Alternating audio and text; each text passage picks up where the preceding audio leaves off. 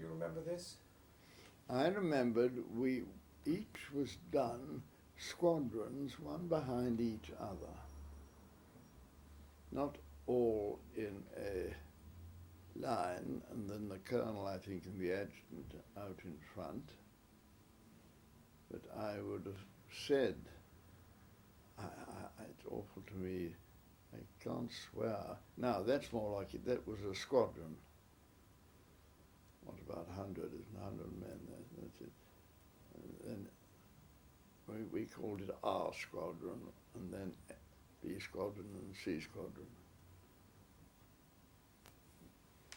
I think that must have been the colonel and the adjutant out in front. But it is a long time ago. And then we were all one behind the other, and then there was a trot past. And it took place, just in the desert, the Egyptian desert, just beyond Abbasiyah barracks. What time of the day was it, Wingate? Very early in the morning? No, I would have said it was probably in the morning, probably about 9 o'clock, I think, 9:30. It was in the winter, I think, and it was quite cool and pleasant. Who was commanding? Do you remember? Yes, indeed I do. Desi Pope, Of course. very good commanding officer. Podge Watson was second in command. No, Podge wasn't. Watty Watson was second in command. Johnny Duff was a captain. Chris Vernon Miller. Johnny Duff was killed in the war, and Chris Vernon Miller was very badly wounded. Now are they wheeling now? This is the start of the walk past? They started with the walk past, but I still thought they were in column of squadrons. There was one square. What is Yes, that? it is one behind the other. The squadron itself of about 80 men, and then 3 lots of that. So which squadron would have been leading? R? R squadron. Yes. R followed by B and C. That's right. That was all very good. The only thing that was an absolute failure, and they never should have had at all, was the gallop part. Yes, you were saying. Because we'd all been working jolly hard. Once the order had been given, everybody. Now what's happening now? This is the canter, or is this the gallop? That looks to me like the gallop. They trotted. There was a trot. Now it began to. That second one looks like the gallop. Now, who are these people? Oh, there's the High Commissioner's daughter. I can't for the life of me remember. The 2 officers? No, I can't. I suppose at that age one wouldn't make very much. Lamson was the High Commissioner, and that was his daughter. Now these are captains, I think. They had a special. Why? No, too many. I don't know why. Why? What was special about the captains? I don't know that. There's not an awful lot of them. No. These must have been. This may have been officers. I can't. That must be all the officers, don't you think? Yes, That's the band. That's the band. There's no question about that. And the Virgin's bed rests just behind there, about a mile behind. And the barracks was about where I'm sitting. But no, I think that the regiment was column of squadrons, I think we called it, but that was a very long time ago.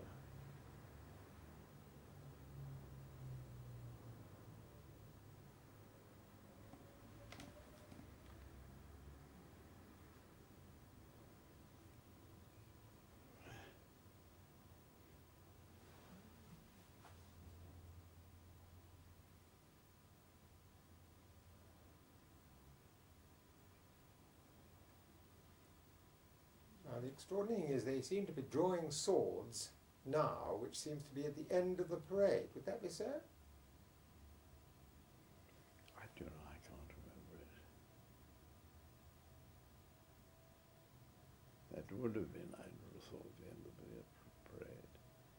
Except that they'd all gone so spare, it must have taken a long time to get themselves to.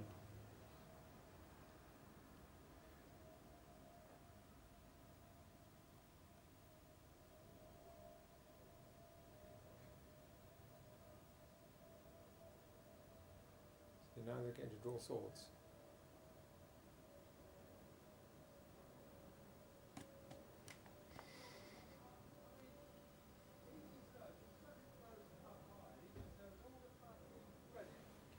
It's got a bit of a soundtrack on it.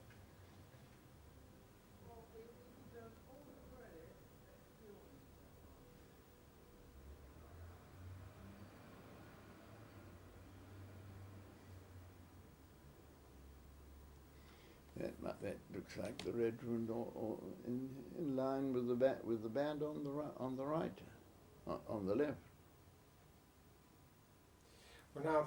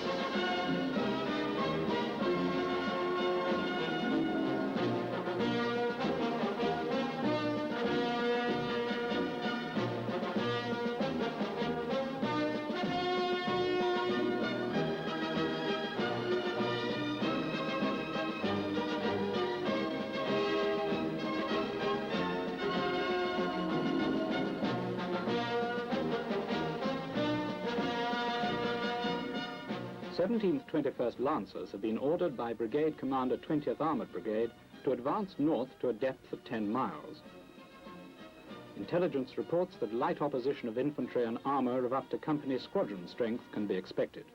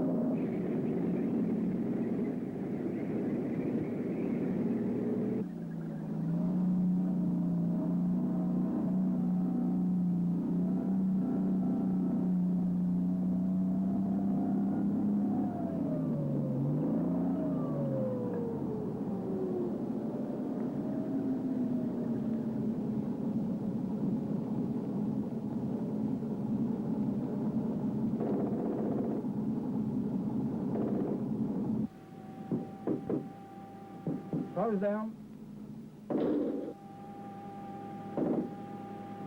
Fire.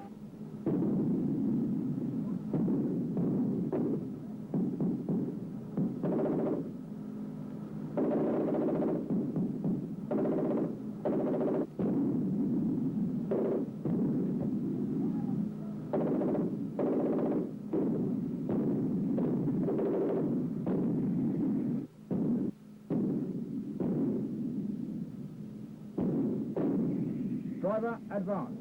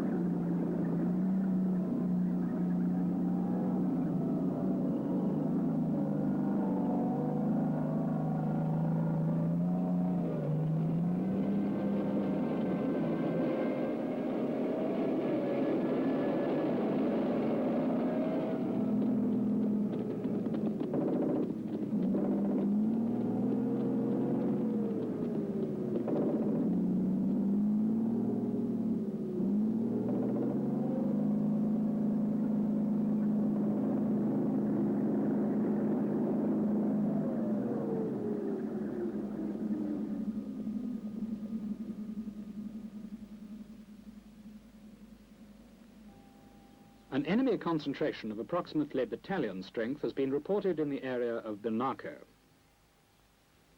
1st Para will be making an assault drop on the position, and 17th 21st Lancers have been ordered to support them. 17th 21st Lancers' further advance involves the capturing of 2 bridges.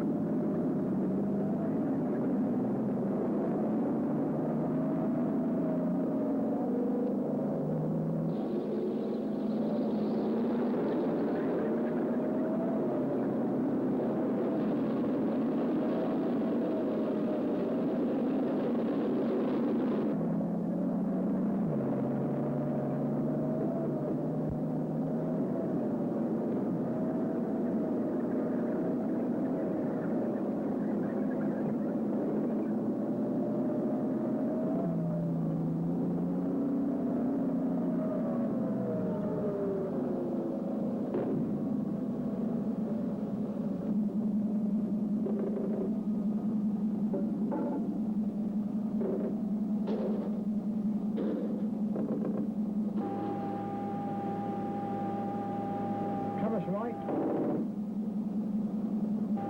On. Fire.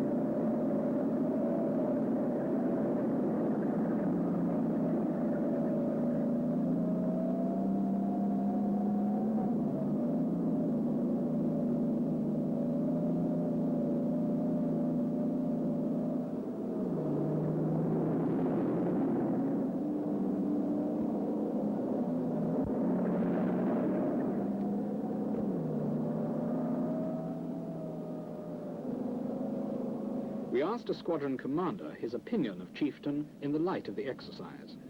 We were most impressed. It's the first time we've handled them on a big exercise across ordinary country as opposed to on a training area. We found the gun control equipment, our ability to pick up targets, our maneuverability, and the speed with which we could get from bound to bound was most satisfactory.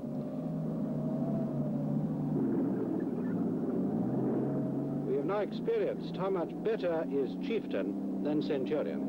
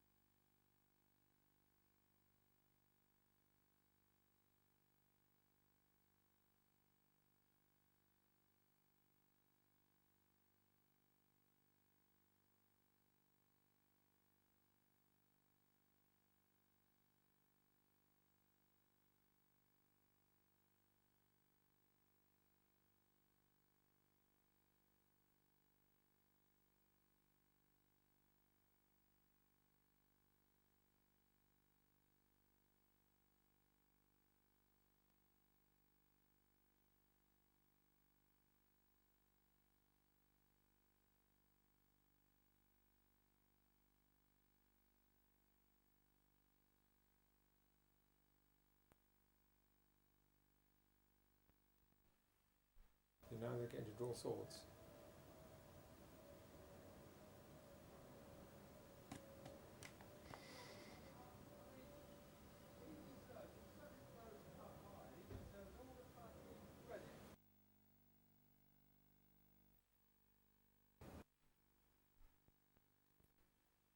No.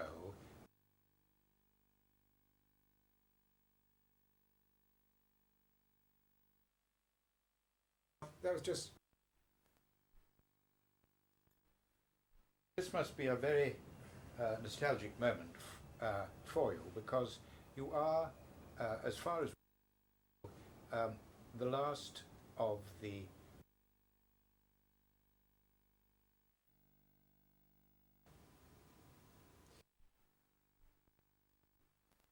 was just... Well, Wingate, this must be a very nostalgic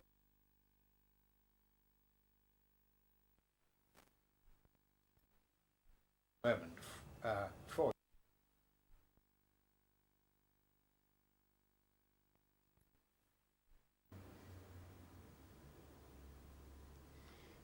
That looks like the regiment, or in line with the band on the right, on the left. Well, now, that was just... Well, Wingate, this must be a nostalgic moment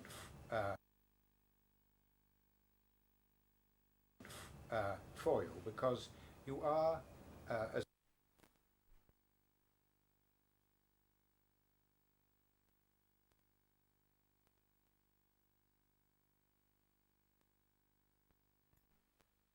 Looks like the regiment, or in line with the band on the right, on the left. Well, now, must be a very nostalgic moment for you, because you are, as far as we know, the last of the 8th Hussars who was present, certainly the last officer present today, alive today, who was present on this very historic and memorable occasion. What was the origin of the background of the parade? Why was the parade held as it was? It was because of mechanisation, obviously, but the horses had been put on one side, effectively, for some time, had they not? And you were already starting to mobilise with tanks and armoured cars. Do tell us a bit about that. Yes, that is indeed so. And I think it was decided to hold a parade was rather at short notice. We had been mechanised and knew we were mechanised some weeks before, and all the horses were not being exercised very much. They had, because everybody was working as hard as they could to learn all about the trucks that we were going to. They weren't armoured cars, they were really pickups, which had one machine gun and the crew of 4 men, I think it was. It's all a very long time ago. But therefore, the horses were less, well, normally, in normal times, you had it, in a week you had this sort of, you had the charge and that sort of thing. And the squadrons did it every day of the week, other than when the recruits or people who were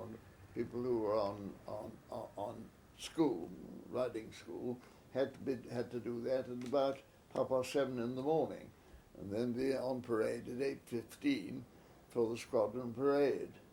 And the year of the parade was 1937? 1938. 38. No, I should have said 37. 37. And what was the world of sort of war situation? Was war very imminent at that moment? I think people felt there was going to be a war. I think a lot of the young ones of us didn't think there would be. My father, who had been a soldier, he was a gunner and had been a horse artilleryman, he was convinced there was going to be a war. And a relation of ours was a journalist in Berlin, But I think the majority of us didn't think. We knew there was the troubles in Palestine, and in fact, a year or so, the regiment went up in their trucks to help police Palestine when in 1936. Indeed. And war was fairly imminent, it seems. A lot of us didn't think so. Didn't think so, no. Abyssinia was going on, Yes. and we used to go down on reconnaissances and see the Italians' ships going down down the Suez Canal. But it was the Abyssinian War. Indeed. Was going on. Let's turn, if we may, to the actual way the parade was structured. First of all, the whole regiment and the band were on parade. Yes. And what were the three squadrons called in those days? They were called there was headquarters squadron. Yes. R squadron. That's not A. They were called R squadron, B squadron, and C squadron. They all had their farrier had that as well as shoeing. We all the officers did a short course on shoeing and that sort of thing. But every squadron had a farrier, really, farrier sergeant. Now, who was the commanding officer of that? One, Colonel Desi Pope. And Pope is a very famous regimental name because there's been a Pope in the regiment since. Yes, he was a very, very, very good commanding officer. He'd been in the First War. I think he had an MC. He was a delightful man. And very well. Now, mounted you were, but what weapons or armaments did you have on this occasion? Well, that's interesting. We had rifles, not officers, of course. Officers just had their sword, but the other ranks had rifles, and they went in a bucket, and they also had a sword. And each squadron had a green flag with a white cross on it, and that represented an anti-tank gun. That's absolutely true. And now, as you say, elsewhere, perhaps, although a great many other, I don't think we thought it was going to be a major war. Now, the parade itself, the day was in the winter, and the parade took place about 9 o'clock in the morning. Yes. And you were all formed up in review order. Would it have been called that in those days? Something like that? Yes. All both with swords and rifles. And the band. And the band. And that, I think, we may have started off in a line, but later on we first of all went the march past by squadrons led by headquarters squadron, then R squadron, then B squadron, and then C squadron. Just before the march past, there was a review, was there not? I think so. Yes. Again. And would the review have been some very important visiting general, or was the commanding officer the reviewing officer? Do you remember anything about that? I don't think the High Commissioner was there, but his daughter was there. And that's the lady perhaps we're going to see in the picture later on. But I don't remember. I don't remember being.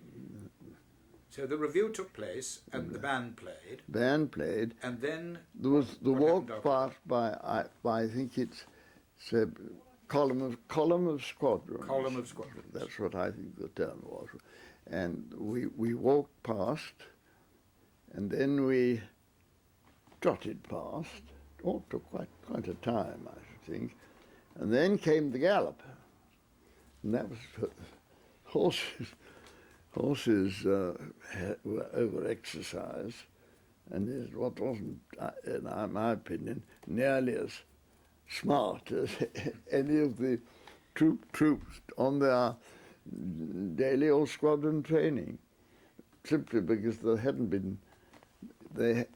rightly, I think, we didn't know they might be going to Palestine as they did suddenly, and therefore everyone was concentrating and learning as much as they could about the internal combustion engine. And after the gallop, as far as one could tell, they all sorted themselves out and formed up into line. After the gallop, some of them, yes, the gallop was rather... Some of them had galloped on a bit far, had they? Yes, I pity the gallop was shown, really. And what was the last drill movement of the parade with the officers? I think you know about that. No, I think it was your ordinary. I think the officers fell out. But didn't they draw swords at the end of the parade? Yes, but I don't remember us saluting. Well, I wondered about that because it doesn't seem to have been a general salute. But was the drawing of the swords perhaps in place And of that? I really don't know. Anyway, it's a very dramatic moment when you see them draw on the film, isn't it? Drawn, yes. And you were one of the ones who drew. We drew. Indeed, And so. of course we were sad, but we were loyal and had to get on with it. And that's. And when all the great and the captains and the kings had departed, what did you do? Go back to the to the horse lines? That must have been a sad moment. Yes, that much. We went third, and then there was morning stables, I think, and that sort of thing. But was that effectively the last time any of you would have ridden, or would the horses still have to be exercised? I mean, was it the real last parade? Oh, well, yes, it was the real last parade, because the horses were there and had to be exercised. Indeed. And it was rather like a hunting country. The movements or something had to take certainly perhaps two horses to keep the horses fit and exercised, although everybody else. The men found it very much less hard work dealing with the machine than they had with the less tiring time that they had to spend, that would be. They were in barracks, the horses were in the barracks, and the men were up above them. I joined at Hounslow, and the horses, there were 30 horses below, and 30 horses, men above. That was all done away with, which was considered hygiene. Very unhygienic. But on the other, it's all very well, but it was beautifully warm. The officers' mess was absolutely freezing cold at times. It must have been a very difficult time, in as much as not only was everybody learning their new trade of mechanization, but the horses had to be looked after meanwhile. Oh yes, and that was done. And the ordinary officer he started very early, and he had to turn out the guard and go round the various guards after 12 o'clock at night. Indeed. And each man in the regiment had his own horse, and the officers had a charger or two horses. Technically, and I believe it was in the rules, when you joined the regiment, you had to join with two horses. As an officer? As an officer. Yes. Now, certain regiments, the Greys, I think, for example, always had their charger, but I think nearly everybody else in the whole army, everybody was either used for hunting or polo. But I think I only saw my official charger about once or twice. Do you remember your charger's name? No. But you had to pay for the charger. Really? And you had to pay for the salary, the officer's salary. But any sort of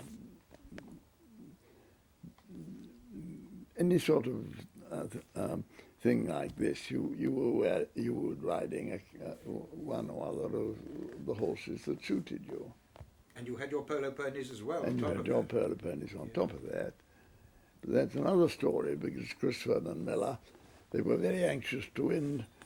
They were on our way to India, really, and they wanted to win the polo in India. And he went and bought a large number of polo ponies, which we all had to have. So that explained how our two charges. It was a sad occasion, but we were all young, and we felt we had to get on with it. This is the job, and it was. But the Redwood since has always kept up an interest in horses, and indeed is it to this very day. What happened to the horses after that parade? I rather wonder. I